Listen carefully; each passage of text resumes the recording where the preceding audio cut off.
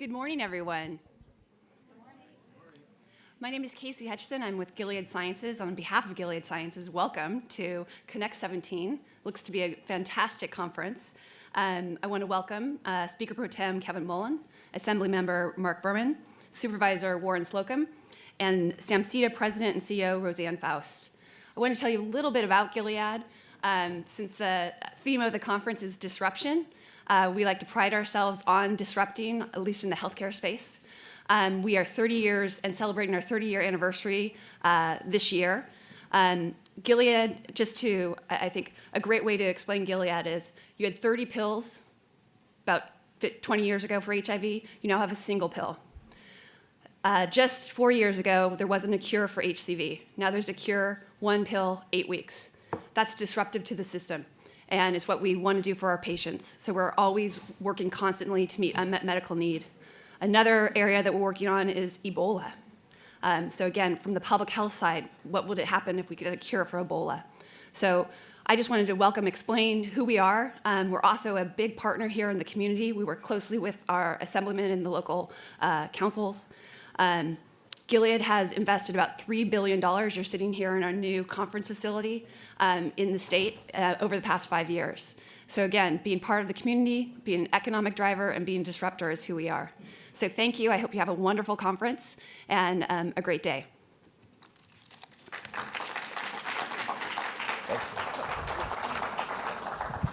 Good morning, everybody. All right, just a little insider story. Everybody knows Marcy Dragan, my legislative aide, right? Everybody knows her. So Kacy was her mentor at one point in life. So Kacy, thank you for that. She says it's the other way around. I don't know. Thanks for having us. Appreciate it. Warren Bennis,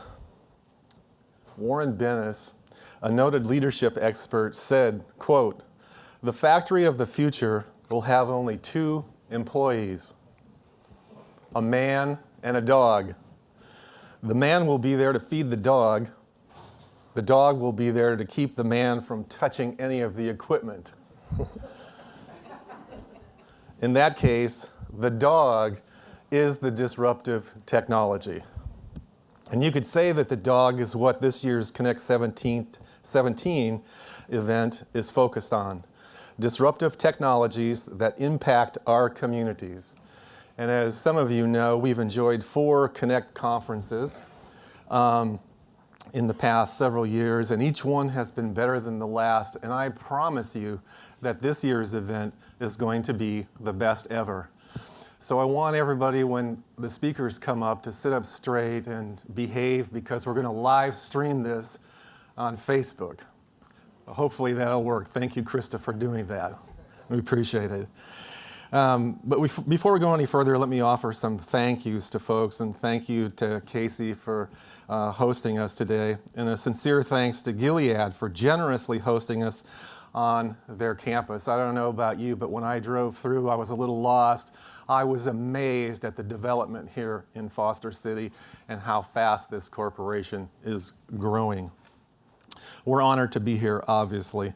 Our host today is one of the preeminent biopharmaceutical companies in the world, an innovator and leader, and relatively new to this space with just 30 years in business of improving lives.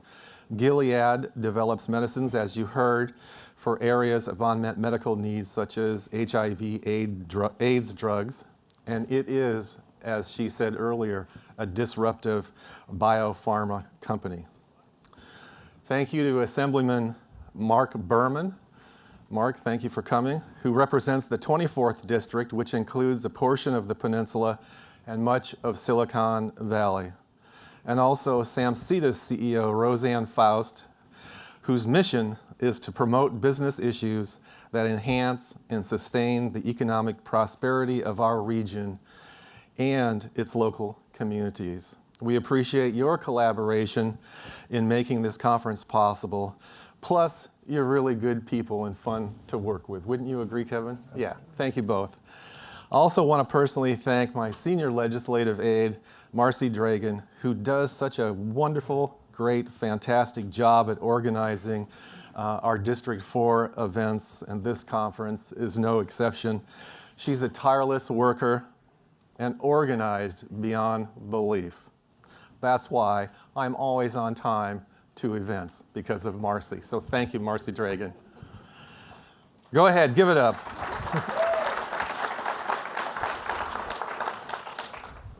Thank you for joining us at Connect17. While we do this as a labor of love, and because we find the changing technology landscape so interesting and have for so many years, but it just wouldn't be the same without an engaged, inspired, and knowledgeable audience like you. I'm proud to serve in this county, San Mateo County, where the leadership in local government is interested in the topics that we cover in these Connect conferences. Kevin, Marc, and I find our roles as legislators are being challenged as we think about what government should or should not do to foster disruptive technologies and how to prepare infrastructure, regulations, and laws for innovations like driverless cars. As we kick off Connect 17, you'll be introduced to people who are changing the way we have approached some of the most fundamental aspects of our lives. Giving over personal data to doctors and schools and how that data is used, voting, hacking, and the integrity of our democracy, autonomous cars, and well, just about everything. Let me share with you a brief introduction about disruptive technologies that might be helpful for some. Disruptive refers to an innovation that creates a new market and value network and eventually disrupts an existing market and value network, displacing established market-leading firms, products, and alliances. But not all innovations are disruptive, even if they are revolutionary. For instance, the first automobile in the late 19th century, were not a disruptive technology, because early automobiles were expensive luxury items that did not disrupt the market for horse-drawn carriages. The market for transportation essentially remained intact until the debut of the lower-priced Ford Model T in 1908. The mass-produced automobile was a disruptive innovation because it changed the transportation market, whereas the first 30 years of automobiles did not. So here are some examples of some disruptions that are taking place now and will affect certainly our lives, and I'd invite you to think about these and the implications of each one of them. I've taken the liberty also of adding a few comments about each one of these disruptions. So think about this. Robots become coworkers. Robots become coworkers. Obviously, this has significant consequences for our workplaces, for places like this. And I suppose on the lighter side, the funny part about that is that there'll be no more arguments about the temperature being too hot or too cold in our offices, because frankly, robots don't give a damn. Next, wearables like Fitbit to implantables. So wearables to implantables. We will have an opportunity to become somewhat of a human cyborg. As an example, every day, about 3 million Americans have to take a syringe, prick their skin with a needle, and then inject themselves with insulin. Imagine if every one of those diabetes sufferers had a device fitted inside their body that measured their sugar levels and automatically released insulin as and when required. Pretty amazing, wouldn't you say? Also saw last night on, I think it was Charlie Rose, there was a little advertisement on the side there where there are actually pills now that have a little sensor in them, and when you swallow the pill, it transmits to the doctor's office to say, oh, Kevin took his pill. Pretty amazing, isn't it? Next, bots. Everybody knows what a bot is, right? Bots usurp apps and websites. This is how we're all going to communicate in the future, through bots. We're all going to have our individual bots. And some people would say to you that we're all tired of all these apps on our phones and all the updating that occurs and all that sort of thing. And imagine a future where you have one icon on your phone and it's your bot and it will do several things for you, from ordering food to ordering up music, etc. So bots will replace websites and apps at some point. Think about genetically modified life forms. This is the stuff that was previously the sole purview of science fiction novels and movies, and it causes me to think about the bar scene in Star Wars where we meet that notorious figure Jabba the Hutt, one of the galaxy's most powerful gangsters. But genetically modified life forms, you've all seen this on the news, it's not necessarily new. Artificial intelligence replaces white-collar expertise. The world of work definitely changes when the computer in the back room is running our offices. That's a possibility. And finally, the last one that I'll mention is that robots who teach themselves. The question is, what will they teach? Could they be teaching for evil purposes? Something to think about. Well, friends, I'm glad to see all of you here. It's always rewarding to come to Connect17 after months of planning and preparation and corralling speakers. As I say, I'm excited to get this day started. I appreciate everyone being here. I'd like to turn it over, excuse me, to my good friend and longtime colleague who together we dreamed about years and years ago, 20 years ago, having these Connect conferences, and here we are, we finally did it. Kevin Mullin. Thank you, Kevin. Thank you very much, Supervisor, and it was Warren's vision many years ago that has resulted in this conference. So thank you, sir, for your leadership. I'm a little freaked out after Warren's comments about what the future may or may not hold for us. Excited and a little bit freaked out, I guess. But honored to be with all of you. Pleased to be hosting yet another Connect conference. And I would like to add my thanks to Kacy Hutchison and the staff here at Gilead for hosting us. A welcome to my colleague, Assemblymember Marc Berman. He did not get the memo that we don't wear ties at Connect17, but he looks sharp, so he wins the day. He is joining us as a host and sponsor along with our longtime co-host, Rosanne Foust. So thank you to the leadership team here. And I want to take a moment to thank my staff who are sprinkled throughout the room, in particular, Mario Rendon, who is my district director, who was very active in the planning. So thank you, Mario, and my staff for all that you do. So as I prepared my remarks, or Mario helped me prepare my remarks, I took a look back at the past year and reflected on what has happened in the world of technology. This year, Apple celebrated the 10th anniversary of the iPhone, a device that has revolutionized how we live, work, and play. So a quick show of hands. I own a smartphone. Yes, most everybody here. I check my phone within the first 5 minutes after I wake up. You can admit it. It's okay, everybody.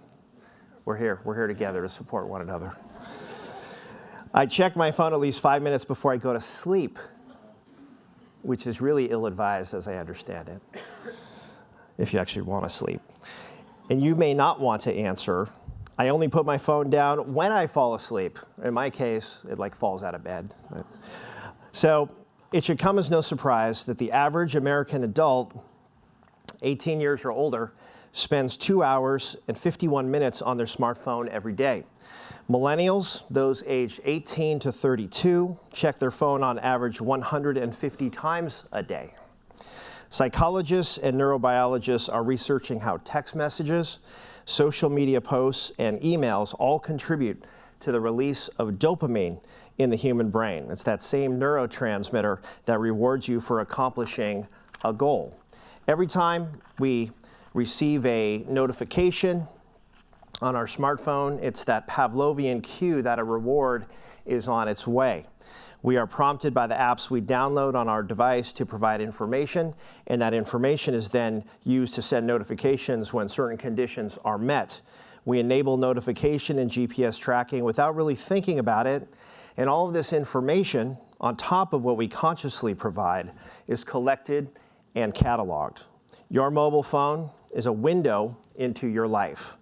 On your phone, we can discover your family, friends, and coworkers with all their personal information, your personal correspondence, your daily schedule, your travel, your taste in food, music, and film, your health status, your shopping habits, your banking and other financial information, and the lists go on.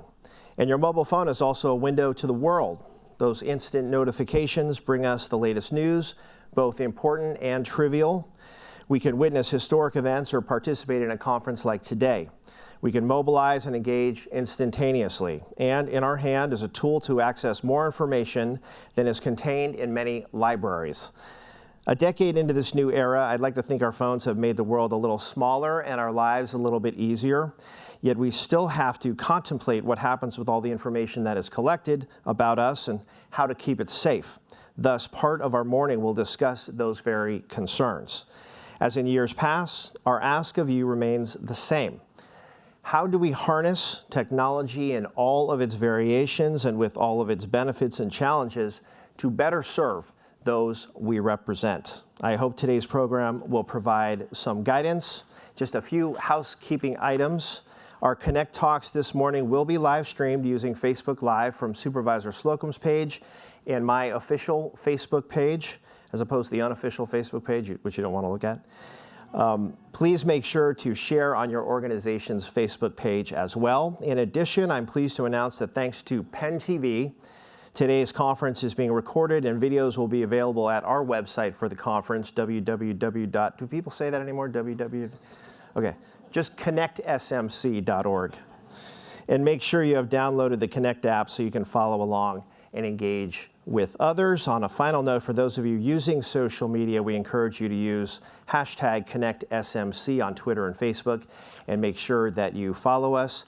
And again, a final thank you to Kacy and Gilead. I am the chairman of the Select Committee on Biotechnology, and we are so very proud to have Gilead here in the 22nd Assembly District. And with that, I turn it over to my colleague and legislative partner, somebody I am so proud to call a friend and legislative partner here on the Peninsula, and a new partner on Connect, the Connect project, and that is Assemblymember Marc Berman.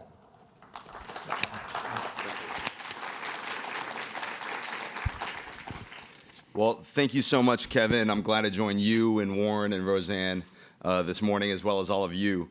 How many of you are attending your first Connect talk, your first Connect17? That's great, about maybe a third of the crowd, a half of the crowd. Well, Connect Talks have been a constant since the first conference 5 years ago. This is my first Connect Talk as well, so we're going to be learning. I'm going to be learning along with you, and the first thing I learned this morning is that I don't need to wear a tie. So thanks for the heads up on that again, Kevin, Warren, you're great. Connect Talks provide a snapshot of new technologies and ideas modeled after TED Talks. For those of you not familiar with the concept, TED is a nonprofit organization devoted to ideas worth spreading. It started in 1984 as a conference bringing together people from the worlds of technology, entertainment, and design, thus TED.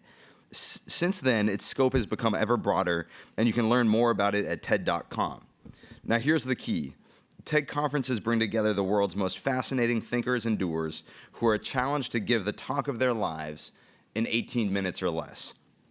However, since our presenters are twice as impressive as the folks who give TED Talks, we're giving them half the time. So they have 9 minutes to present the talk of their lives. We have 3 Connect Talks interspersed between the panels. You're going to learn about some fascinating things that are happening at the intersection of technology, cybersecurity, elections, and mobility. And because our agenda is so tight, we're going to dispense with formal introductions and speaker bios. This is the point where I normally say you can read the bios in your program, but as you can all see, we've gone paperless and you don't have programs. So instead, you can read all of the bios on the Connect app. And if you're having trouble downloading the app, there are folks at the front desk who can help you go through that process. That said, our first Connect Talk presenter, Chris Finan, is a good friend of mine, and I'm grateful that he's taking time out of his busy day running a startup to come impart some wisdom. Let me ask, who likes to start their day before 9 a.m. talking about cybersecurity? Anybody? Any going once? Going? I saw 3 hands. Well, you're in luck, because that's what Chris is going to be talking about. Chris will share his expertise in developing cybersecurity policy in the Obama administration and what we in the public sector should be doing to secure our most sensitive information. So with that, please join me in welcoming Chris Finan.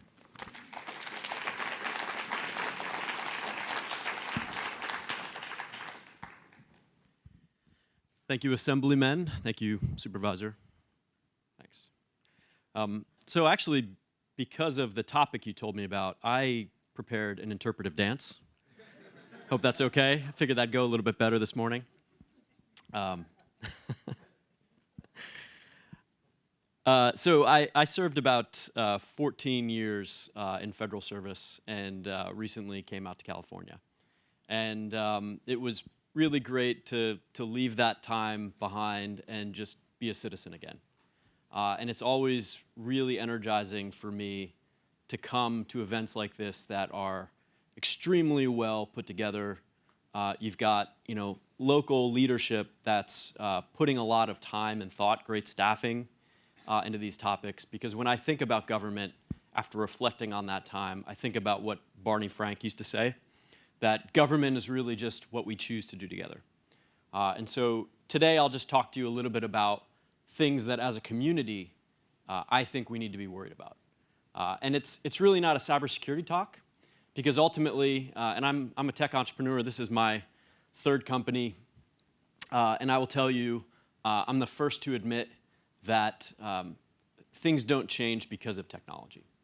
Things change when people are enabled by technology.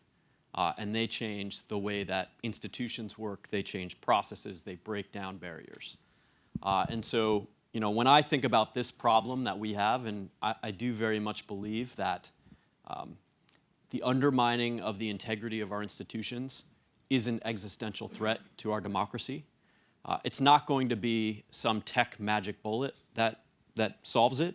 It's going to be all of us working together. Because at the end of the day, this is about trust. And that's what I want to talk to you about today. Trust, again, are the things that we choose not only to do together, but to believe together. Now, trust often can be found in data, but as we've seen recently, data can be interpreted many different ways. And often, it's the loudest voices who carry the day, not the most correct ones.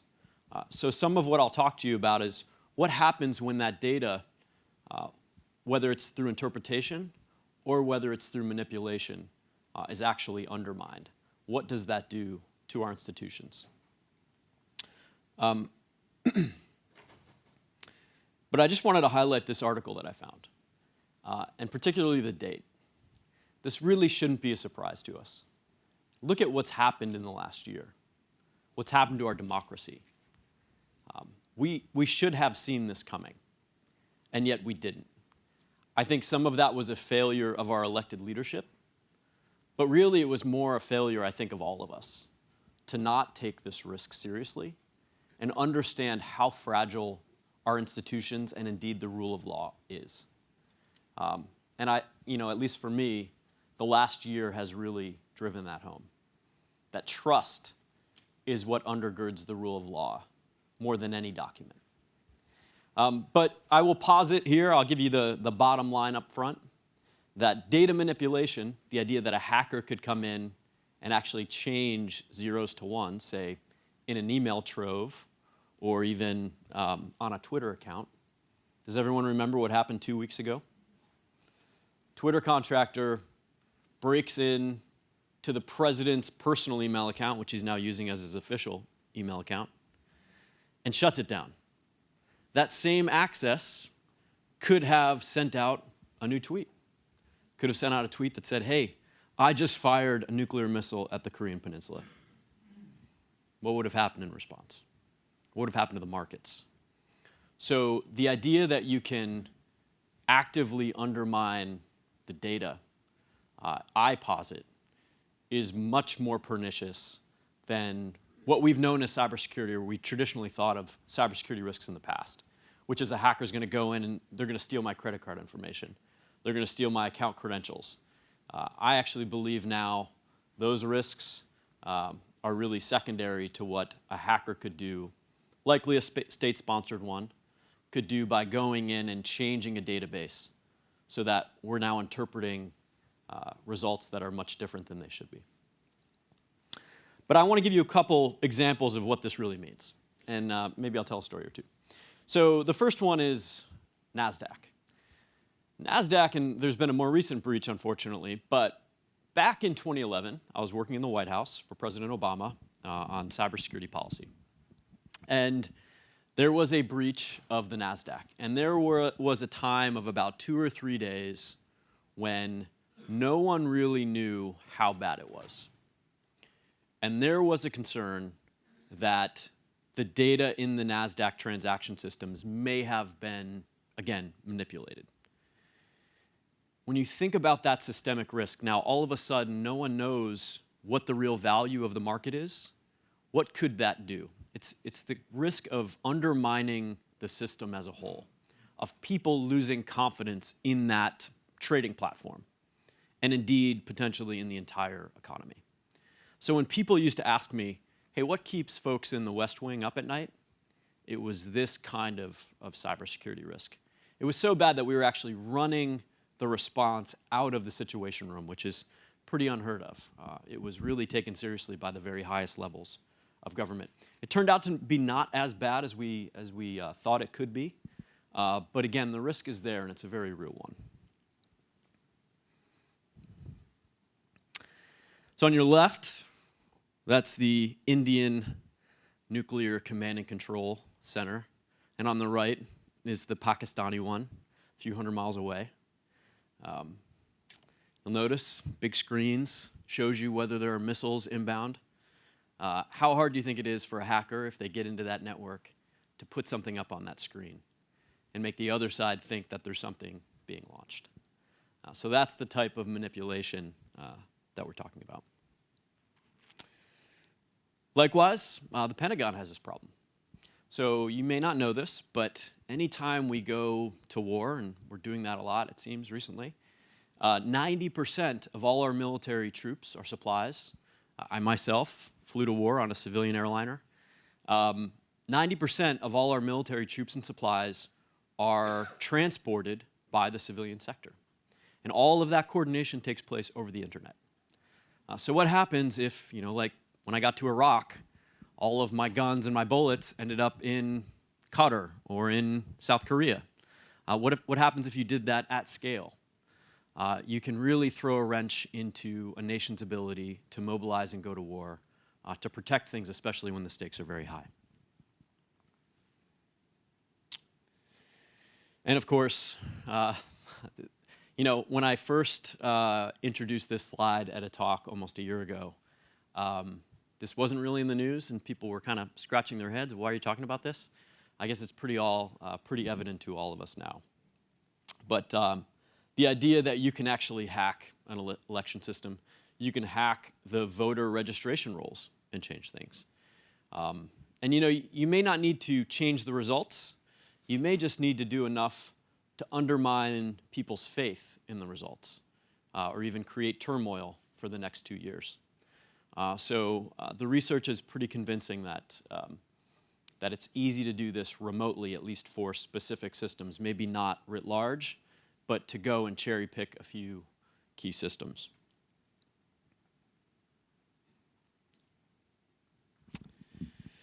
So what does it all mean? I'm a tech guy. There's some tech things that we can do to mitigate the risk, but as I said, it really does take people. It takes, I don't care if you're working at a nonprofit, if you're working at a school, if you're working at the local, state, or federal level of government.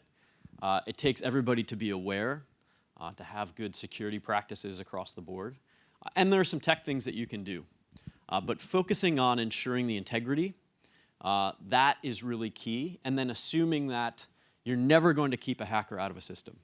I will tell you this, I've been in cybersecurity for a long, long time. A determined hacker who's well-resourced will always, always be able to penetrate a system, even separating that system from the internet. As we've seen with things like the Stuxnet virus, they can even hop those air gaps. And there are new solutions like blockchains, things like that, that can help. But again, there's no panacea. You've got to take a layered approach.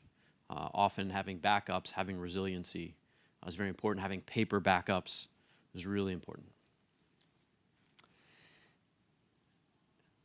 And ultimately, as we think about policy prescriptions, I think the questions that we need to be asking are, how can we incentivize investments in these types of new technologies? How can we deter that type of manipulation at scale by uncovering it, holding those accountable that were either complicit or even actively colluded? And then I'll leave you with this, which I saw on the news just like 2 weeks ago.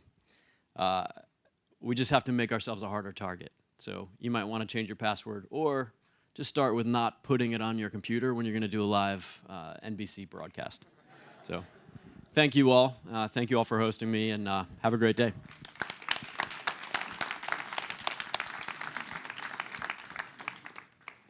Chris, thank you so much for a thought-provoking presentation. We are going to transition to our panel discussion, Big Data versus the Dark Side. Government has been a storehouse of information that through advancing technology can now be more effectively cataloged, analyzed, and implemented. And government big data troves are attractive to those that would capitalize by its misuse. Over the past year, numerous cyber attacks have paralyzed or caused substantial harm to the private and public sectors. The most recent and far-reaching is, of course, Equifax. Our panel will explore how big data can be safely shared and utilized, and how sensitive information is protected. Joining the conversation, I would welcome them up to the panel, as well as my co-moderator, Warren Slocum. Joining the conversation is Michael McNerney with Technology for Global Security, Victoria Virasingh with Palantir, and Rod Ogawa with the Silicon Valley Data Trust. If Michael, Victoria, and Rod could join me on the panel. Very good. So we'll let them get situated. We are going to start with Michael. Each of our panelists will present, and then what we really want to do is open this up to the audience so we can get a little bit of a dialogue going here with our panelists. So Michael, this is Michael McNerney with Technology for Global Security. Why don't we go ahead and start with you? And I hope your mic is working. If not, I'm just going to go ahead and hand this to you. That's right, kind of belt and suspenders here. Is this working okay? All right, terrific. We can holster that bad guy. Okay, thanks for inviting me. I love coming here and talking about security. It's one of my favorite things to do. I'm one of those people that thinks about security first thing in the morning, God help me. Thanks as well to Chris Finan. Chris and I actually used to work together in DC back in the day. When he said he was in federal service, he meant he was working for Barack Obama, not that he was in prison. I thought I would make that clear.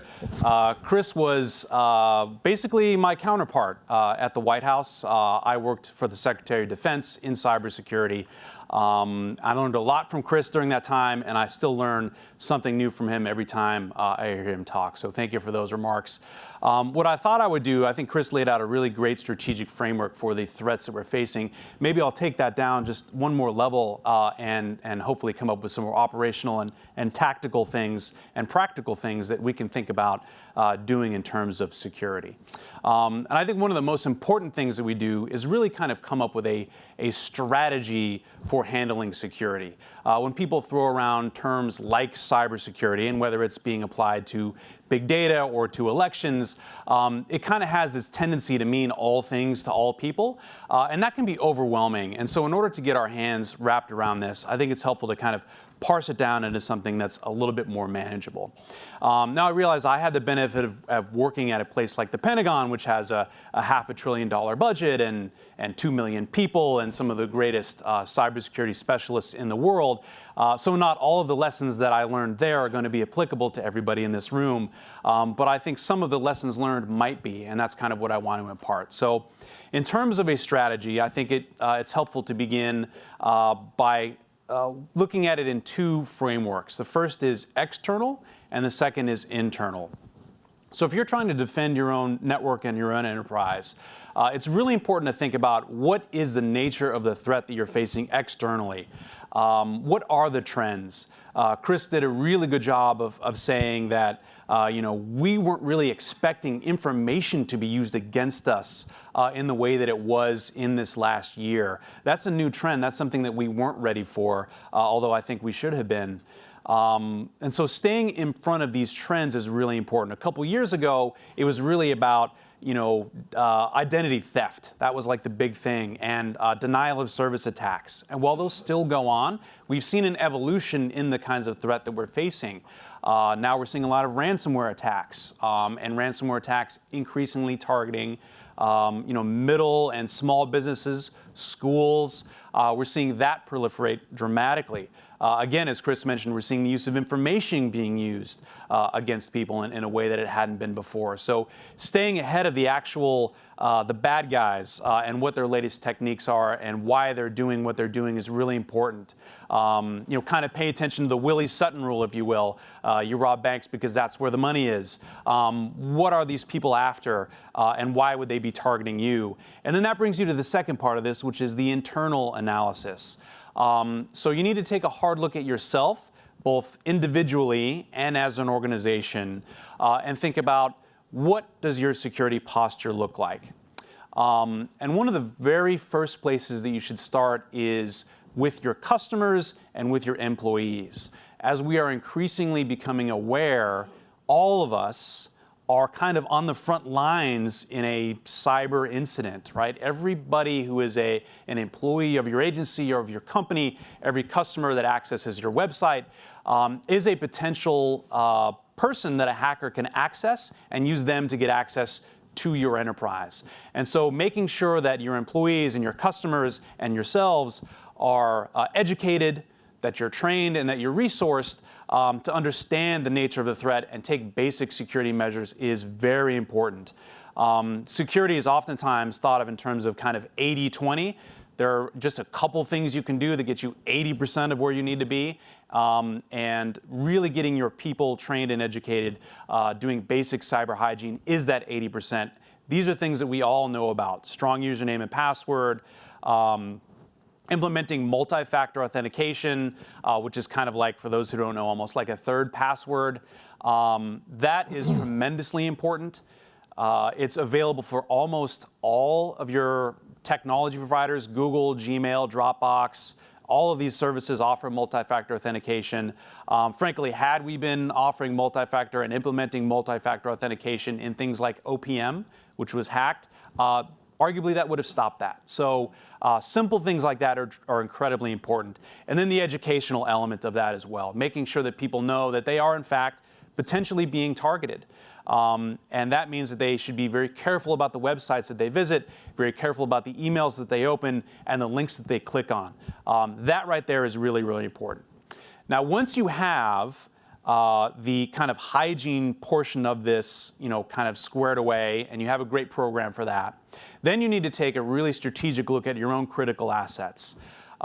Security is really oftentimes about trade-offs and about balancing. We can't secure everything 100% gold-plated all of the time, right? We don't all have the resources of some place like the Pentagon. Security is expensive. It's resource-intensive. It takes expertise. And so, doing a little bit of triage is really important. So analyzing what are your critical assets. This is a conversation about big data. And increasingly, we're seeing that data itself is really, really valuable to to attackers. They can use that data to, sell it on the black market. They can manipulate that data to undermine you or your agency's mission or your company's mission, or they can use it to embarrass you publicly, like they did with the DNC, right? So perhaps data itself is your core asset that you need to protect. Perhaps it's credit cards information if you're a small business. If you're a small bank, it may be customer accounts. So identifying that that is really, really important. I will say, because there are a number of politicians in the room, actual communications are really important, right? Basically the gossip that goes on within your organizations, that can be used against you. And has been used against you, and I think that will be a trend that continues. And once you've identified that kind of really critical asset, then you can start to ask yourself, what can we do to protect that? Do we need to keep this around, right? Do we need to, for example, keep emails forever, or should we delete them? Do we need to have all of these systems connected to the internet all the time, or should they be air-gapped? Should everybody in the organization have access to these critical assets, or should only a few trusted people have these accesses? Are we using the right level of encryption? What does our actual security stack look like, and what solutions are we actually buying to protect these assets? And so that lets you have a much more manageable outlook on how to protect what's important without overstretching your security teams. And then finally, which I think is the value of something like this, is really to collaborate, to work with other people, to learn from other organizations. One of the things that we set up when I was at the Pentagon was an information sharing alliance between the Department of Defense and a number of defense industrial-based agencies. That has since morphed into something that's much broader, and now there are many, many different alliances. The healthcare sector has a very robust one. The financial services sector has a very robust one, where oftentimes competitors will come together and share information about a common threat and learn the latest techniques and procedures to protect themselves, learn about the latest trends from attackers, and just generally, kind of raise everybody's security posture. So collaborating, sharing information, learning from each other, and attending conferences like this, I think are the last kind of really important piece to begin thinking about how to secure ourselves more practically. So with that, I'll conclude my opening remarks and turn it back over to Kevin. Great, thank you, Michael. Give us a lot to think about there, a very broad overview of the many topics that are at hand. So thank you, Michael. Victoria Virasingh is with Palantir Technologies. Victoria, we'll turn it over to you. Thank you so much.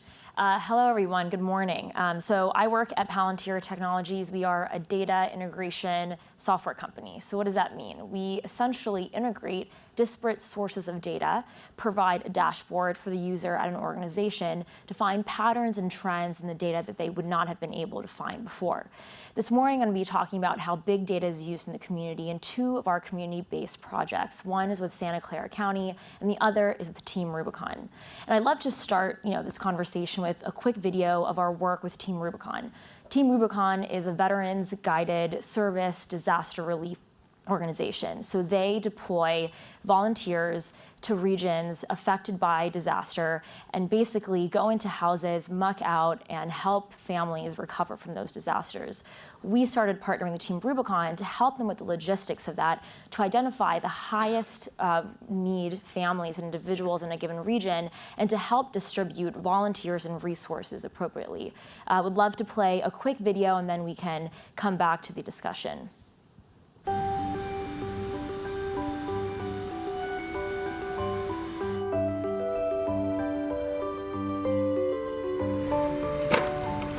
Palantir Technologies is a software company based in Palo Alto. We've come to help out with Hurricane Sandy, this organization called Team Rubicon, which is a group of veterans that provides disaster relief. The problem that Team Rubicon faces is there's a lot of people here in the Rockaways that need help. They need to identify those people, transfer that information to a centralized location very quickly, and then dispatch teams to go help those people and clean up their houses, essentially. When we first got here, Team Rubicon was recording their data on paper. The first thing we did is we ate all that information. Then we set up a system where residents are just walking up, there's a volunteer standing there with an iPad, putting their information into a web form that automatically creates an object in Palantir that is a request for help object. We're actually going to be looking for more of this while we're up here. The other primary ways, we've got people with Palantir mobile devices, and they go out, they take photos of the damage itself, and they send that image and that data, and it creates an object in Palantir out of that. With that data, we use it as efficiently as we can, dispatch the work teams out to these sites. How many work orders did you guys get? We send computer scientists into the field. We showed up here and Palantir wasn't configured for this setting. We built it on the spot. We built the webflow in place. We built the ontology in place. We trained all of the volunteers here so that they knew how to use it. And 5 or 6 days later, they're doing disaster relief in a way that nobody ever has before.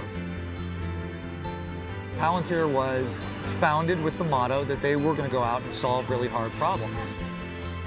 Helping people in a disaster is one of the world's hardest problems.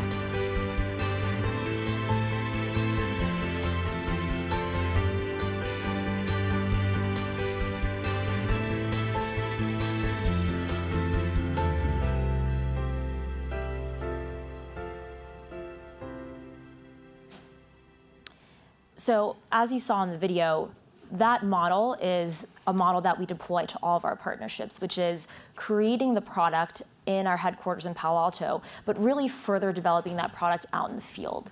You know, we started in 2004. We were living in a post 9/11 world. Our founders recognized the immediate threat of terrorism. And when we first started in the defense and intelligence industries, what we saw was, massive amounts of data that was disparate, that wasn't being connected, and that the result of that were decision makers not being able to make data-driven decisions using an informed data set. And as we started looking around in other industries, we saw the similar problem. Data being disparate, not being connected, and not allowing decision makers to solve the problem that they were seeking to solve. And so as we moved into various industries, it wasn't that we were subject matter experts, but we were experts at the tech, and the problem was the same. And so by deploying the tech and working side by side with our partners, as you see with Team Rubicon, to customize our product and to customize tools that allow them to solve their problem, we empower organizations to do their best work by us being able to do our best work. Team Rubicon, 3 years into the partnership, very proficient user of Palantir. They boast having many users that are really good at using Palantir even without us. Team Rubicon has been deployed to Houston, locally to San Jose, and every time they're deployed, we're sending engineers out there to ensure that each time we're bettering the platform. We're upgrading the software to make it usable for the users on the ground. It's really the combination between product and humans that allow them to be able to deliver service to the people that they're trying to serve. Team Rubicon is very special to us as a special antidote. A lot of our Palantirians volunteer. I went out 6 months ago to McNerney, Illinois. They had some flooding going on there. Last weekend, we sent some volunteers to go out to Napa, Santa Rosa area. So it's a really special partnership, but is continuing to be developed as we continue to work with their organization. Now, I'd like to switch over to another issue facing our community. On any given night, there are more than 6,000 homeless individuals in Santa Clara County. Of that group, there are about 2,500 that are chronically homeless. In July of 2015, the County of Santa Clara launched Project Welcome Home, which is California's first Pay for Success project. As a quick overview, Pay for Success is a performance-based social services contract. So basically, Project Welcome Home, Pay for Success, identifies a targeted outcome. In this case, it's lowering the amount of homeless individuals in Santa Clara County through an intervention. That intervention is abode services providing stable and secure housing for homeless individuals in the community. And the project is evaluated over time through a third-party independent evaluator, in our case, it's UCSF, to measure the success of the project. what do we do for Project Welcome Home? We are the centralized platform that allows users both at the county and abode to track, serve, and measure the outcomes of chronically homeless individuals in the system. The platform allows users to do three things. One, to deliver targeted service delivery. Second, to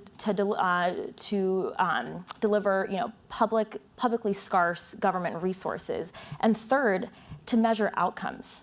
The users, both on the county end and abode services, are using an integrated platform that takes criminal justice system data, we take health and hospital systems data, we take the county homeless management system, as well as abode lease management and case management system.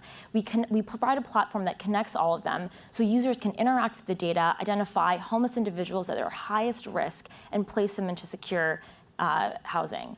Now, the data we're dealing with is really sensitive. This is data that can identify a person. We're dealing with health data. All this data is really sensitive. So how do we ensure that we're protecting the data, so we're protecting individuals that's being used in the system? And so the bulk of our involvement in Project Welcome Home in the first year that we were involved was actually figuring this problem out. So this meant going through assessments, evaluating our product, and engineers literally embedding code into the product that would provide safeguards for this type of data. Palantir, when we were founded in 2004, we created the first privacy and civil liberties team dedicated to just this problem. It's composed of attorneys, to engineers, to philosophy thinkers, and the idea is, we're going to be working with really sensitive data, and we're going to have users across a variety of organizations. We need to make sure that this data is protected and that the users can do three things, right? So the right types of users can access the right types of data. The second is the right types of information are being allowed to be manipulated and to be changed and to be tracked. And the third is how can we have logs that actually monitor what users are doing. So in the event that there's a bad actor, we can go back and look at exactly the steps that they took within the platform to manipulate the data or to change things within the data ecosystem. There's definitely concern of how do we manage all of this with all these users, but by putting into place these guards, working directly with our counterpoints at the county, at abode services, we're reaching that target of delivering service while ensuring that we're protecting the privacy and civil liberties of all of the clients that we serve. Thank you. Excellent, Victoria. Thank you. Exciting application of private sector technology for a public purpose and a public mission. And I think that's resonating with a number of folks in our audience. So thank you very much for that overview. And finally, we'll turn to Rod Ogawa with the Silicon Valley Data Trust. Rod, you are up. Thank you. Good morning. I have two disclaimers, maybe three. The first is I didn't get to put on ties. And being a faculty member at UC Santa Cruz, this is really foreign territory anyway. The second thing is I did not know what Chris was going to say in his opening talk. But you'll see that the themes that he struck, particularly in his introduction, bear on the work that we're doing here. The Silicon Valley Regional Data Trust aims to change the culture of data use by public schools and agencies in Silicon Valley, and Silicon Valley, for the purposes of the SVRDT, includes San Mateo County, Santa Clara County, and Santa Cruz County, which is my home base. The mission of SVRDT is to stimulate change in the culture and practice of how data is responsibly and ethically used to develop actionable solutions to critical educational, health, and social problems. I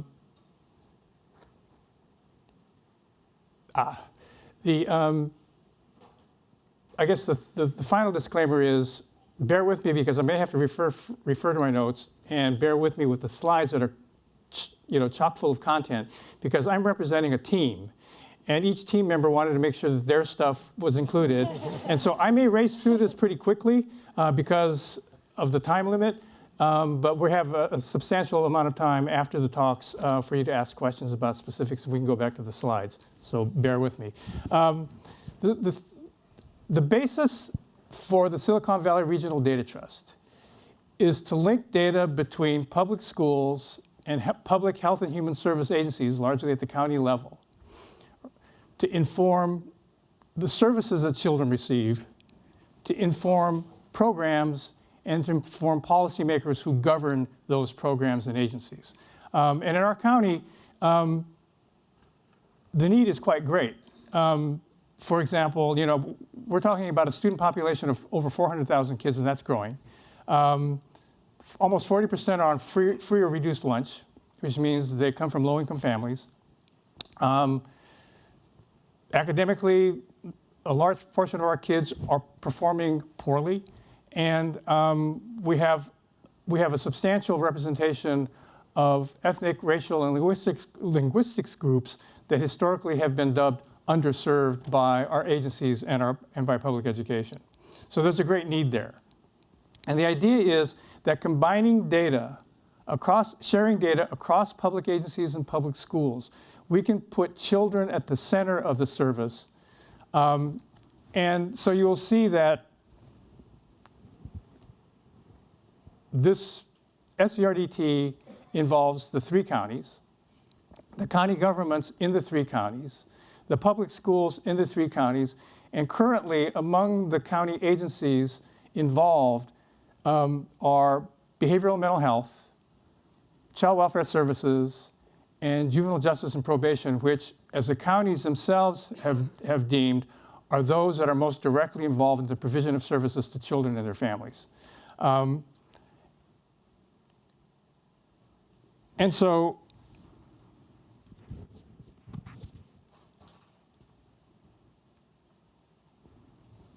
it's just, like I said, bear with me here.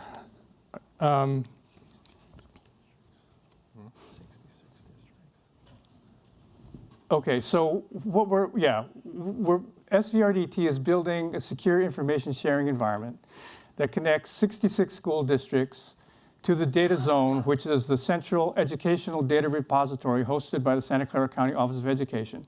And it connects all the school districts, potentially will connect all the school districts in San Mateo, Santa Clara, and Santa Cruz counties, to develop the legal documentation for cross-agency data sharing, and to define the SVRDT research agenda. And I should say that this work is being supported by a generous grant from the Chan Zuckerberg Initiative. And I should add that a person who was really critical in that effort to get the funding was Ann Campbell, the San Mateo County Superintendent, who put us in touch with Chan Zuckerberg. Yay, Ann. All right. The headings are lost. Okay. One of the things that we learned very early in developing this, in developing SVRDT, is that trust, and this goes back to one of the comments that Chris made, that trust lies at the very heart of this. If the agencies don't trust this, if the people served by the agencies don't trust this, if the policymakers at the state and local levels who govern this don't trust this, it's not going to work. And so the first step in developing trust, as is always the case, is face-to-face.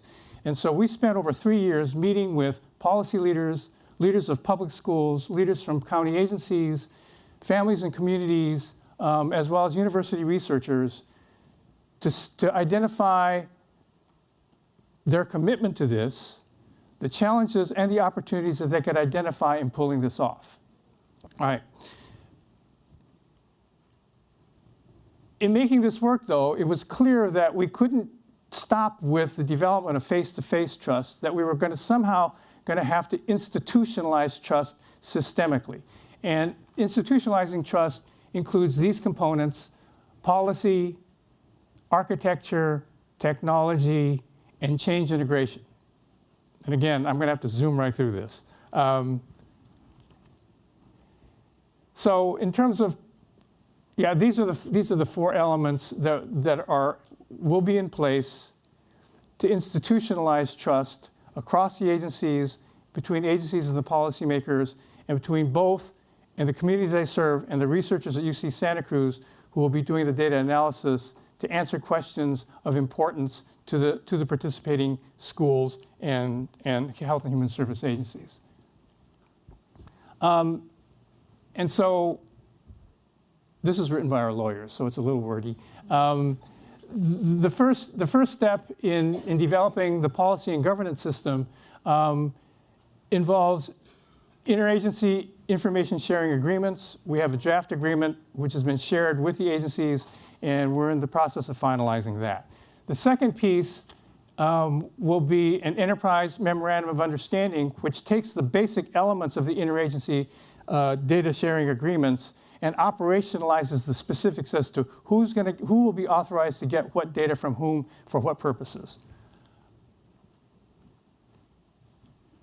And then the final piece is a uniform consent form that will be used by all the participating agencies and the public schools to gain the consent of parents and guardians of the children whose data are being collected and used.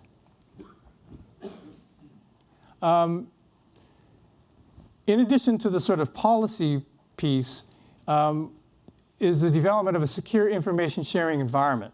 So there will be a technical architecture that will be in place that will allow for the sharing of data that's held in the educational data repository, as well as the data that are being warehoused by each of the 9 participating agencies in the 3 counties. And it's there that issues of security and privacy will be dealt with on a technical basis.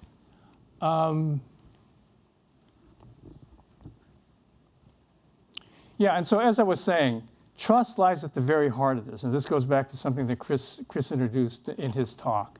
And to do all of that will require continuing face-to-face contacts, policy and governance that secures privacy and security of data, as well as the technical architecture that does so on a technical basis, dealing with many of the issues that were already identified by one of the panelists.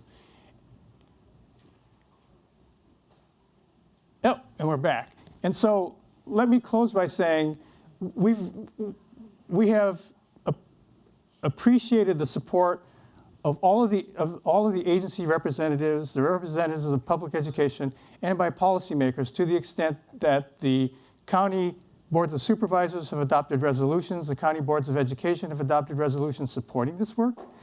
Assemblymember Marc Stone from our area authored a joint resolution that was adopted last year by the Assembly and Senate, naming SVRDT as a state pilot for interagency data sharing. And Assemblymember Stone authored and we sponsored a bill, AB 597, that was signed by the governor a month ago, that amends state code, which already allows for interagency data sharing within counties, to now provide for sharing of data across county lines, but allowing only our 3 counties to do so. Again, to serve as a pilot for the rest of the state. Rod, thank you for your leadership. It is indeed an integrative, innovative approach that we hope other regions will embrace, but yours is leading the way. This region is leading the way, and I appreciated that shout out to our Superintendent Ann Campbell, who has done such an incredible job for us here in San Mateo County. So with that, thank you all on the panel. We do have about 20 minutes for some Q&A and some dialogue if something triggered a thought or a question. Zach Ross from Assemblymember Berman's office is in the back. He is the microphone man right now. So if you raise your hand for questions, Zach will do his Phil Donahue impression and get over to you. Does anybody even remember who Phil Donahue? Did I just age myself? Okay. We have a question right here on the aisle. Ann Schneider. Hi, Ann Schneider, Councilwoman, City of Millbrae. Palantir, it sounds intriguing. A number of us here serve on the County Emergency Services Council. We've had one data company come in and talk about how they could map hazard zones. But I'm also a CERT member, and I was a Red Cross logistics person. So I love the program. How can we learn more, and are you looking at incorporating all of the local disaster repair programs? Yeah, well, if you head to our website, we have information about our Palantir Rubicon, but I'd be happy to chat with you after and give you a little more details of how we do that. I mean, disaster relief is big. I mean, it's reflecting on this past year, a number of regions, both in the U.S. and outside, have experienced tremendous impact from disaster relief. And it's something that, I know there are a variety of companies that are looking at this, but our perspective is approaching it from a data perspective. And the other part of this is the more that you grow your data repository, the better prepared you will be in the future, because you'll have multiple case studies to look into. So, I'm happy to chat about what specifically you're dealing with, what data systems you're looking at to kind of figure a way to use data in our communities for good, and to stay prepared and stay ahead of the curve. Other questions? Yes. Microphone coming your way. Victoria, Tom Gage from Marconi Pacific. Do you have data on transportation? Is that in your system, and what might you have been using it for? Sure. So just a quick point of clarification. So we actually don't host any data. The data stays with our partner organization. So what we do is we just give our platform. Our platform sits on top of existing data ecosystems. So you could put our platform in, you could take it out. No harm, no done. Our objective is to help you as an organization make better sense of your data. We never host the data. We rely on you to be the actors of your stewards of your own data. We stray away from even managing data systems. We like to go into organizations that already have a system of information. In regards to transportation, we don't currently work with organizations that are looking at specific transportation data, but we are involved in a number of initiatives in the community. My colleague Mila Zelka, if she could raise her hand in the back, leads a lot of our transportation initiatives, so she would be a great person to talk to.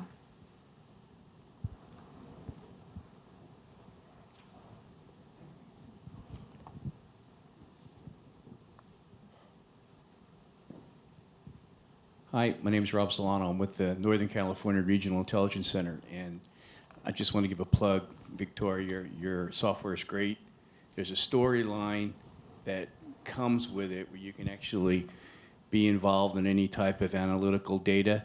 And if someone stopped you and said, what's the progress relative to this product that you're doing, with the way Palantir is set up, you can instantaneously do a presentation with a prepared storyline already for the data that you've already prepared. So that's a plug for Palantir. Thank you.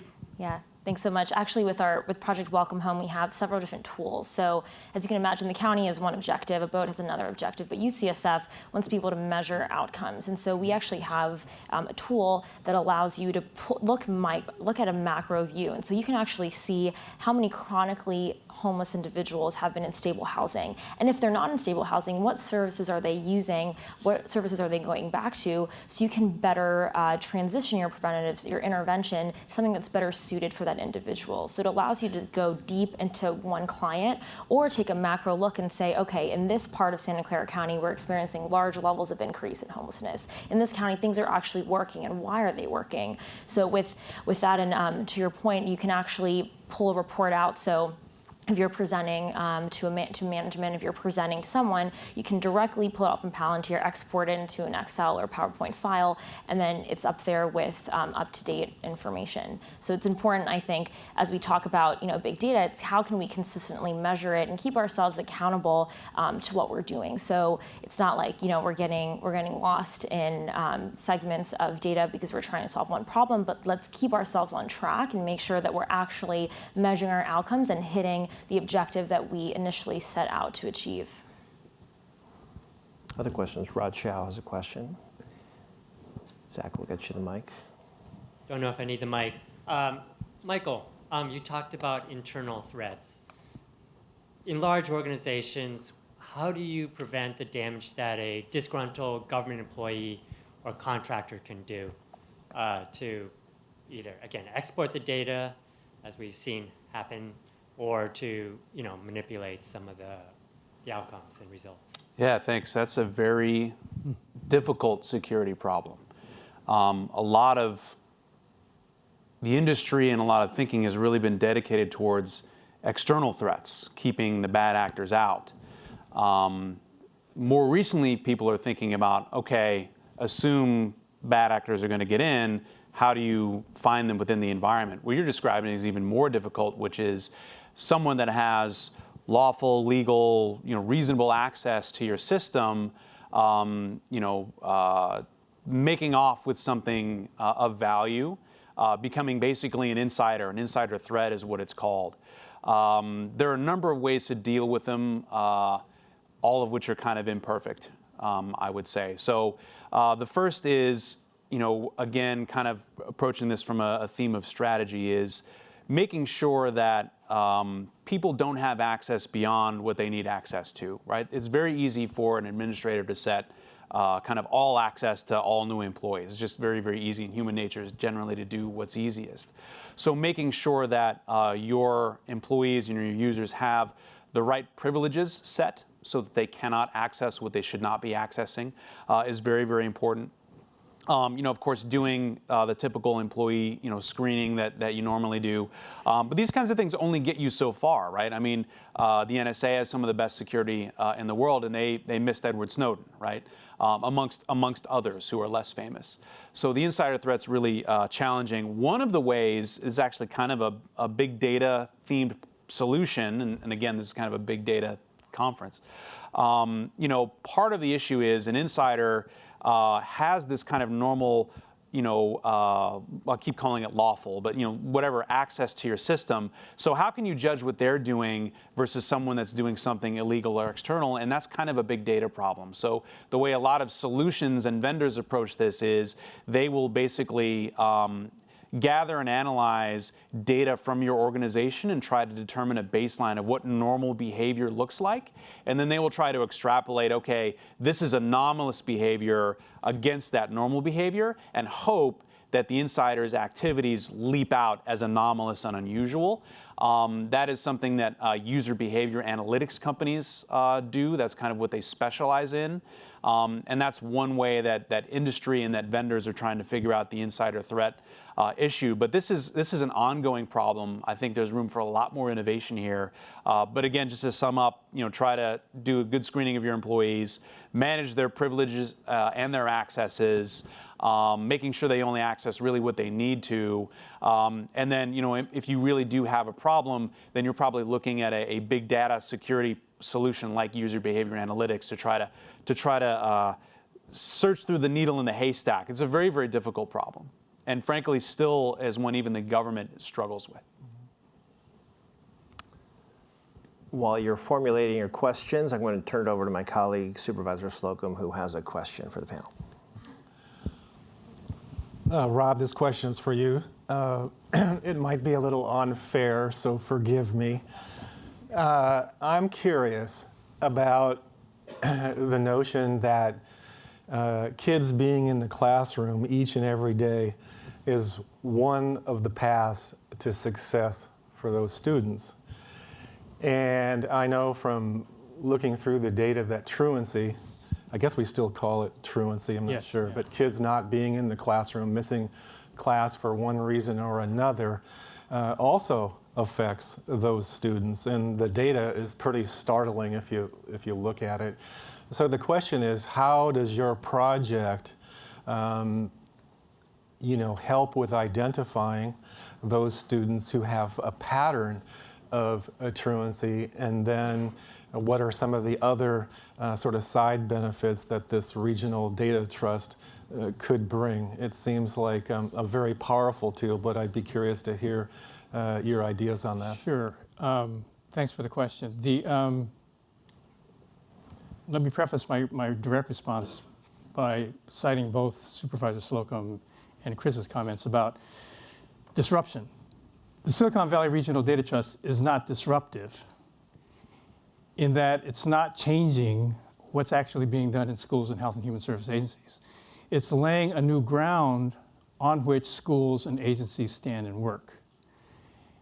It can trigger, hopefully, disruption created by communities, through policymakers, and by people who work within the agencies and schools who use the data, who use the information in ways that change the way they provide services, change the way they coordinate services, as I said before, and placing the child very much at the heart or the center of our work.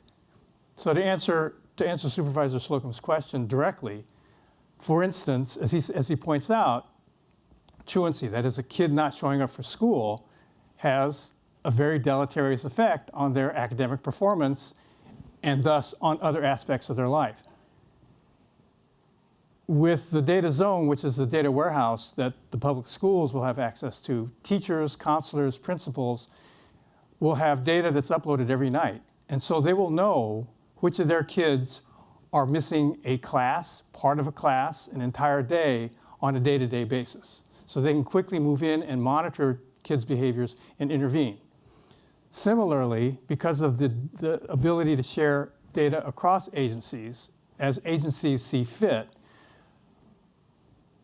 a probation officer working in juvenile justice is working with, has as one of her clients, a young man.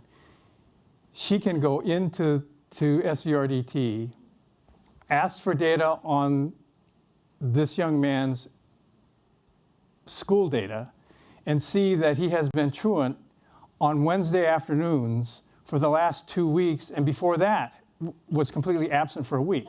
And so the probation officer could then meet with the kid, have information that she otherwise wouldn't have, to begin creating intervention on that side, as well as to contact the schools so that the schools and juvenile justice can work together given that shared information. So specifically, in terms of the delivery of day-to-day service at the service level, that's the kind of advantage that the data trust will provide. Similarly, and that's where we're beginning, by the way. We've begun by working with people who are working at the case level to identify the data that each agency has to share and learning what the other agencies can share, what information they would like to be able to tap across agency lines and across county lines.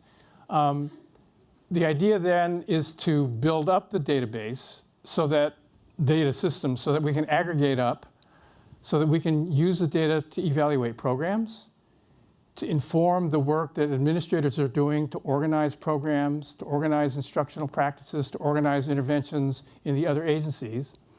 And finally, to aggregate data that will be provided to researchers who can sit down with the practitioners and the administrators and the policymakers to identify the questions that the agencies and schools feel that they need to have answered through research to improve practice, programs, and policies. And then additionally, hopefully the researchers themselves have ideas to contribute, to say, the literature says, you may not be aware of this, the literature says that such and such may be the case. What about our collaborating to conduct research using the data in the data trust, which would be anonymized for the researchers' use, right? But which would not be anonymized, obviously, for the people working at the case level so that they can intervene based upon the intelligence that they gain from the data that they can tap, both within their own agencies or schools and from other agencies that are sharing the data. Thank you. Thank you. Thank you, Rod. We have a question on the aisle. Hi, I'm Benny Lee, County San Mateo Project Manager for ISD, as well as a moonlighting councilman for City of San Leandro. And actually this question is pretty important because when we talk about big data, we take a look at companies like Google, Facebook, Twitter. They basically can analyze data down to the details for the individuals, and they've leveraged it for advertising and really targeting individuals. But for county agencies or local agencies, we have access to a lot of data. But one gap that seems to be missing is data science or data scientists, particularly from a security perspective, from a usage perspective, and even from a medical perspective. Can you comment on the need for data science and data scientists with respect to government agencies and the need for that? Sure, I can take first swing maybe. Yeah, I mean, you're describing what is probably one of the hottest career fields in the industry right now. Along with big data, and I'm sure Palantir knows this just as well. You have to have someone that knows how to analyze that big data, and the singularity hasn't quite arrived yet. So that does come down to really smart people that know how to parse through this volumes and troves of information. No question that if you have large data sets, you're going to need people that are able to do exactly that. The problem as I see it is, again, this is probably the most low density, high demand career in the industry. And so, a local government or a county government is going to have to be competitive with Google and Palantir and whoever else for this very, still very small segment of people that have this skill set. So, until very recently, I was a CEO of a cybersecurity company, and we were always on the hunt for data scientists in one way or another, and they could command a higher premium than a number of other engineers and employees could. So I think this is I see that as a real struggle for local governments, is how do you actually attract and maintain that talent when you have some of the biggest companies in the valley after the exact same people. So I don't have a good answer for you. Just a call to service, maybe, right? That's what the federal government does. That's what the Department of Defense does. Is say, do something here you can't do somewhere else. Serve your community, serve your country, serve your fellow citizens and humanity, because it's going to be hard to compete with them on economics. You've identified something that is a real workforce challenge for local governments. We at the state level have that same issue with the Department of Information Technology. And how do you make government tech, if you will, sexy and exciting and attractive compared to Silicon Valley and Google and Facebook? It's a real challenge for state government, I'm sure locals as well. Michael, I just wanted to stay with you quickly. You mentioned staying ahead, staying in front of the threats, the evolution of the threats. I guess my question is, we've got local government folks here, we've got local nonprofit folks here, county government, and much of what you're referring to is global in nature, and Chris identified some of those big picture problems globally that we might enter. What's the next generation of threats, if you will? What's going to keep some of these people up at night 2 years from now, 3 years from now? What are these emerging things that we'll be talking about at Connect20? So the trend in cybersecurity is for what was once the purview of nation states to basically become commoditized, and something that used to be only accessible or doable by the Russians or the Chinese or us, eventually becomes cheap and pervasive enough that then you see criminal organizations start using it, and then individual hacktivists and so on and so forth. So I would say what we're seeing affect very large companies today will trickle down and start impacting smaller companies tomorrow. So if I were in local government or a nonprofit, I would be worried about the weaponization of information. I would be worried about that. That is brand new. I don't think we have a good handle on that or a good answer for that at all. I would be really worried about ransomware. Is everybody generally familiar with what ransomware is?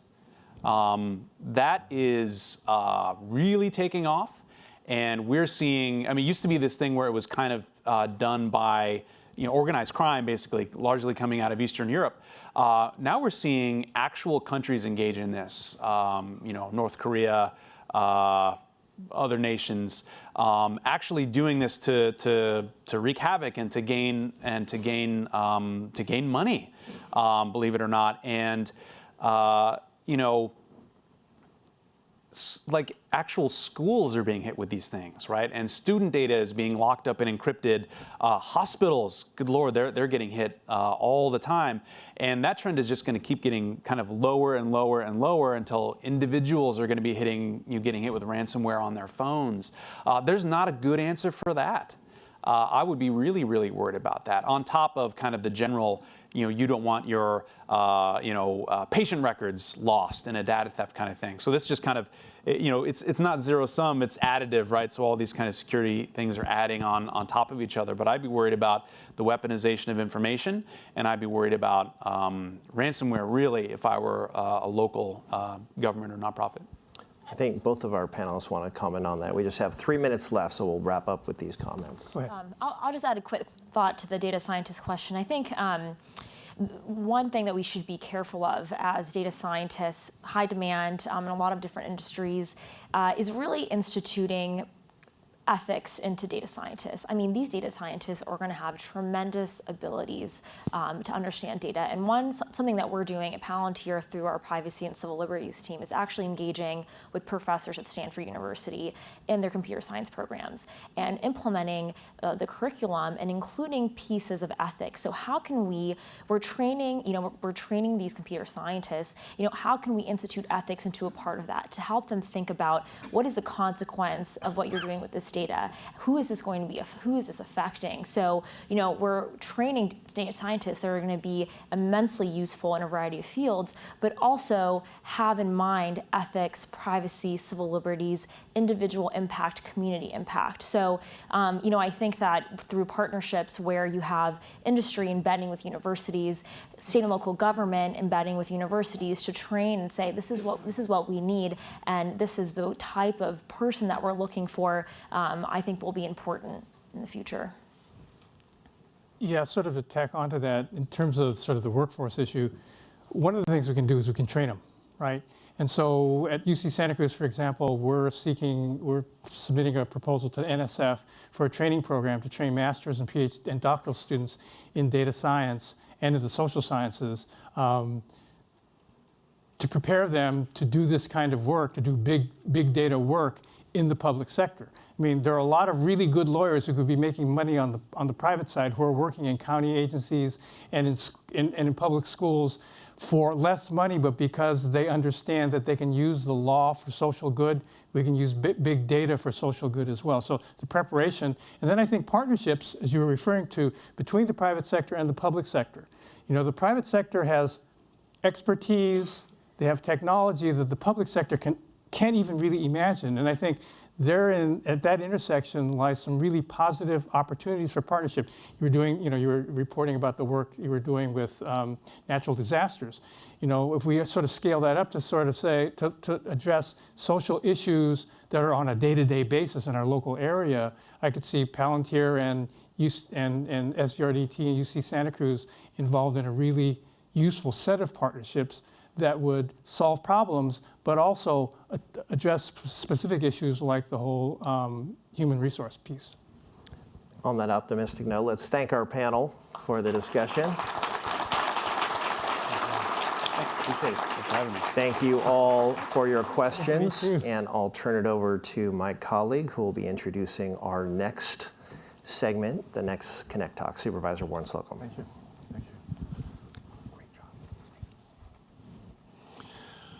Well, as you all know, election hacking, Russian interference in our presidential election is all over the news. Just turn on CNN any night of the week, and you too can get educated on what's been going on.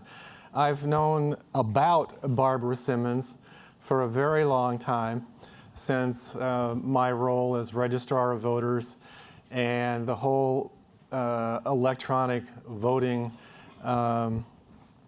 scare, if you will, and have followed her work and have always been very impressed by her thoughts regarding election security. And while she's a computer scientist, she believes, I think, still in paper ballots. So that's sort of an interesting dichotomy. Elections has always been a passion for me, and I'm so pleased that Barbara Simmons has joined us this morning. And so at this point, let me not take any more of her time and introduce to you Barbara Simmons. Thank you.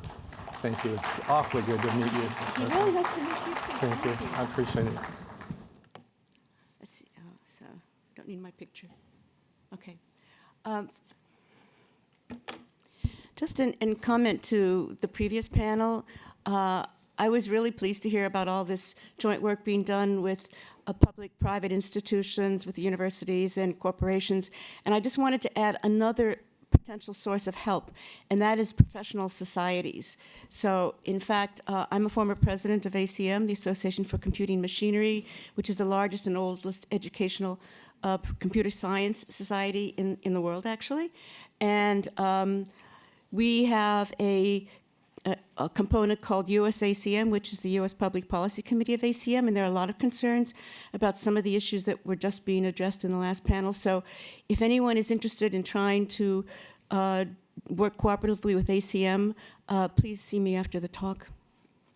So I was assigned the title of election hacking, and I decided to make it a little bit more positive because we actually know how to deal with that. We actually have a solution. So that's why the title is protecting our elections. I think you'll all agree that security in elections is a voting rights issue. Basically, the ultimate form of voter disenfranchisement is to go to the polls and then not have your vote counted or not have it counted correctly. So security is very important to basically, as I say, voting rights. Vote and the requirement, and I'm sure all election officials agree with this, that votes should be correctly recorded and counted. So getting back to the negative part, why do 2018 and 2012 matter? And here are a couple of quotes. I'm sure you've seen the James Comey quote, "They'll be back in 2020." And by they, in this case, he meant, I believe, the Russians, although this can certainly apply to other nationalities and organizations as well. They may be back in 2018, and one of the lessons they may draw from this is that they were successful because they introduced chaos and division and discord and sowed doubt about the nature of this amazing country of ours and our democratic process. And to be bipartisan, since Comey is a Republican, here is a quote from Democrat Senator Marc Warner, co-chair of the Senate Intel Committee, saying, "We need a whole government approach to voting security." And again, I think everybody here agrees with that sentiment. If states don't proactively move forward, very shortly we'll be getting into primary season 2018. He was calling for states to take security steps for the upcoming election midterms. So I'm sure that this point has been forcefully made already. Computers ain't perfect. All large programs have software bugs. And so people who haven't really given much thought to the voting machine issue will frequently say, well, but what's the big deal? You just record the votes and count them. It seems pretty trivial. But in fact, these voting machines tend to have a large amount of software in them because they have to work everywhere. And again, as I'm sure you know, election laws vary enormously all around the country and even within states. You know, you can have vote for 3 out of 5. You can have rotation of ballots, as we saw with the recall of Governor Davis. You can have straight party voting. So there are all kinds of issues, and these voting machines have to deal with all of them. And of course, as we've seen, major software vendors like Apple and Microsoft are sending out frequent software fixes. Many of these are to fix security problems. And if it were possible to write perfect software, then Apple and Microsoft would do it, right?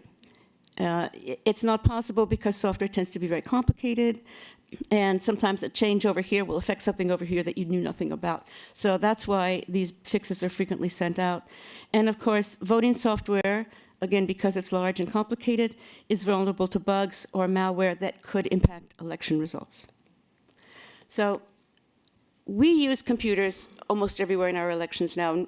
And Warren said that I support paper ballots, which I do, but the paper ballots are associated with computers, actually, and I'll get into that in a minute. So the question is, what happens if a hack is discovered months after an election? So, for example, the Yahoo breach started in 2014, but it was revealed only fairly recently. The DNC breach was not discovered for 6 months. The Equifax hack was discovered at least 2 months after the breach, and that affected 143 million people. And even after it was discovered, a couple of months ago, a security person found that there was malware on the Equifax site that you were supposed to go to deal with this breach. And if you clicked on it, you would be downloading malware onto your computer. That's a bit irresponsible, in my opinion. So internet voting, we just define as providing blank ballots over the internet. Providing blank ballots over the internet is not internet voting because it's a blank ballot. Now, there's still security issues with that, but it's relatively secure, certainly compared to the reverse of sending voted ballots over the internet. And that is what is fundamentally insecure. That includes web-based voting, email with PDF attachments. Most faxes are now sent over the internet, and smartphones, of course, go over the internet. So basically, our recommendation for a long time has been no internet voting, no return of voted ballots in any way over the internet. And I should also mention that internet voting is a threat to the secret ballot. And in fact, there are military voters who have been given the opportunity to return voted ballots over the internet, and they have to sign a statement saying they give up their right to the secret ballot. And I think nobody should be put in a position of having to do that. So here's an example of why internet voting is a bad idea. And you'll notice that all of these entities have been hacked, right? And this is only a short list. I mean, there are a lot more I could have added. And then we have this recent NSA attack. So that was just referred to in the last panel. These are quotes from a New York Times article of a couple days ago. The agency, which is regarded as the world's leader in breaking into adversaries' computer networks, failed to protect its own. After 15 months of investigation, we still don't know if it was hacked by Russia, an insider leak, or both. So again, that was another question that came up about insiders. The people investigating this NSA hack really don't know, at least they don't state publicly that they know. And finally, and this is particularly worrisome, the NSA's cyber weapons have now been picked up by hackers from North Korea to Russia and shot back at the United States and its allies. And this is noteworthy for a number of reasons. First of all, we just heard about what's happening with ransomware and so on. When it comes to election hacking, Democrats in 2016 tended to be the victims, but what this is saying is that anybody can be a victim, anybody. And Republicans in Congress, I think, are getting that. I think they understand they too could be hacked by some other country that doesn't like them. So what are electronic voting machines? I don't know. I guess people here are not all election officials, right? So I should probably define this. Okay. So there are things called direct recording electronic, and these were the machines that first, we had them in California for a while. In Palo Alto, we had them when I voted there some years ago. These are typically touchscreen machines that you touch, and it records your vote in the internal memory of the computer. Remember, these things are all computers. So they record your vote in the internal memory of the computer. Initially, almost all of them were paperless, so there was no way to do a recount. And they were sold to election officials because the vendor said, these are completely safe, completely secure, don't worry, they've been federally certified, although the federal certification was very weak and didn't really check very well for security. But they didn't mention that part. And you push a button at the end of the election, you get the results, you go home. And they're new and shiny, and everybody loves computers. So there was a massive move to purchase these, and many were purchased in California.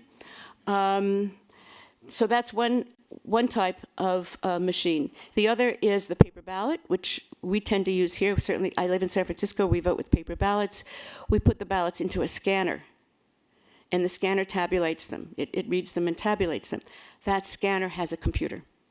So even though Warren said I support paper ballots, which I do because these DREs are terrible, the paper ballots are still tabulated by scanners, and you still have to check the scanners because they are computers. So, and then I just want to correct one misconception that statements have been made that when the voting machines are not connected to the internet, they can't be hacked. This isn't exactly true. Even if they are not connected to the internet, they tend to be programmed. They're programmed using other computers. So the programming that has to be done is the names of the candidates, where they are on the ballots, and so on and so forth. And this is done by computers that could be connected to the internet. It takes only a fraction of a second to download malware. Once the malware has been downloaded, it can be transferred from the computer that programs the voting machines to the voting machines via portable memory, and then those voting machines have been hacked. And I know I'm supposed to be, can I just do one more? Because I want to get to the solution. So we need to check on election computers. The solution is paper ballots and manual post-election ballot audits. And these are called risk-limiting, the best kind are called risk-limiting audits, which verifies that the computer-declared results are correct. These were invented by Philip Stark, who at the time was the chairman of the statistics departments at UC Berkeley. He's now an associate dean. He's done a lot of hands-on work with election officials, implementing these in various places, and my hope is that I can convince people. In fact, we're working on trying to get California to adopt risk limiting audits statewide. So I'll stop there. Thank you. Thank you, Barbara. Thank you. That was good. Thank you. Thank you. Sorry, I know. That's okay. So let's thank Barbara one more time. Thank you, Barbara, for coming here to Connect 17.